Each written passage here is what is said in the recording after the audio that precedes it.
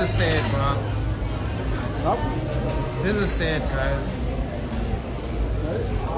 Keenan Cobras. Just like that, bro. What we can confirm for now is that a well-known musician, 35-year-old, and his bodyguard, who is said to be 34 years old, was shot and killed in one side on Florida Road on Friday night.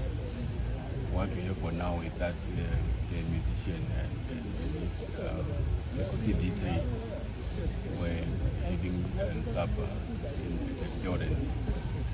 So as they were leaving for their vehicle, two unknown gunmen came across the street on foot and opened fire on them, killing them instantly.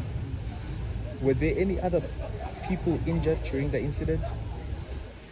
Nobody was reported injured apart from the two men who were killed.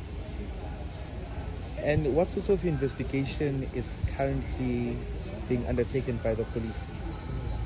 It is early stage, but we will be investigating 2 counts of murder, and with the hope of finding the culprits and bring them to justice.